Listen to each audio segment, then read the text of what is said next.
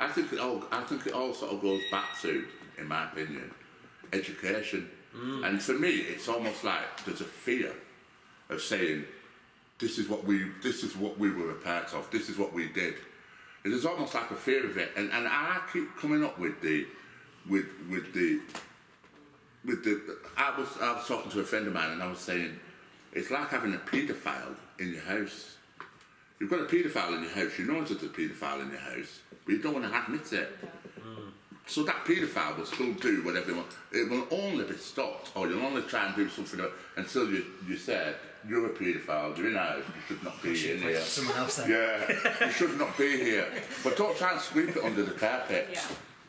Like I said earlier on, if you're going to tell the truth, tell all of the truth. It's not about blame. It's not about saying you're bad people because you did all this. It's just about saying this is where we came from.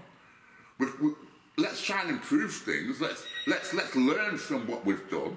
But let's not try and hide it. See, I've been a teacher for 40 years, and for the whole of my life, people have said everything. The teachers should sort everything out. You know, teachers should teach kids to go to the toilet. Teachers should teach kids to do their shoelaces up. Teachers are kind of responsible for everything. And you can't be responsible for everything. There is not enough time in the day for teachers to teach everything. Are you getting to parenting next? But what I do think is important is, firstly, when I first started teaching 40 years ago, there was no national curriculum. So I could teach my kids whatever I wanted. And my first school was a primary school in Brent, which was almost exclusively black children.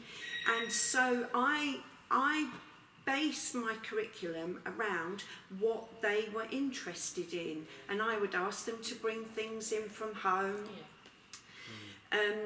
so that it was around what they wanted to learn. And the other thing that I was very careful about so to finish that conversation, we now have the national curriculum in place, which teachers have to stick to. Yeah. And the big problem with the national curriculum that we have, particularly the history curriculum, is that all of the stuff that you have to teach is all the white-centric European history. Which will be checked by Ofsted, by the way. Yes. Yep. And the interesting stuff, all of the slavery and stuff in India with the salt taxes, all of those things, they're all of the things that you can do if you... Extracurricular, if you want to. But you haven't got time. No. You just haven't got time. To go into all So that. the only stuff that you ever get to do is that core curriculum. Yeah. The other thing that I used to work really hard at in my classroom was making sure that the classroom that I had reflected the cultures of the children that were in there. And a lot of that was around sourcing books that had non-white faces in them. And 40 years ago, it was incredibly difficult to do that. It's still quite difficult now, to be honest. That's exactly what I was Well, no, I'll disagree with that one. It's still really difficult. And when my daughter's father is African, so she's mixed race, and when she was little, trying to find books that I could read with her that reflected who she was. I could find books about Kenya, you know, the Maasai warriors. There's hundreds of books around about that. But trying to find a book about a mixed race little girl that's growing up in England, there's about 3 of them, and that hasn't changed very much in the last 30 years. Very good point. Yeah, I'm a mental health worker in Manchester, although I live in Bolton. I was with one of my service users, and we just went in Clinton cards because I had a friend who was an African refugee, and it was her daughter's birthday, and I'm looking through all the cards, and they're all blonde girls. Yeah. So, and the assistant came over and said, "Can I help you?" And I said, "Yeah. Have you got a card that says Happy 5th birthday with a picture of a little black girl on it?"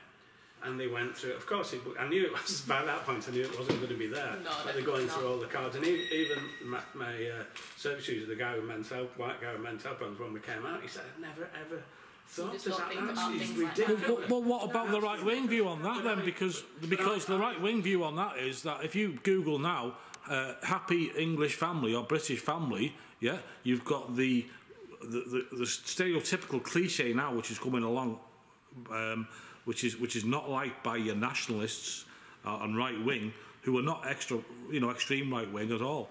But this is like they see it as their nationalism being eroded bit by bit. You'll see on the TV every white girl with a family, it's got to be mixed race, either Chinese or a black husband or When you're talking a about white wife, children and teaching and children, everything on children TV. don't learn off Google, they learn in nurseries or schools. Yeah, I know, but even on the TV, every advert, right, an insurance advert, you've got the white guy that comes home to the black And missus, I do or the think black it's missus that got comes home to the context white for guy. So, educational reasons, I don't think there's enough for so you think that's a good thing to have mixed things on?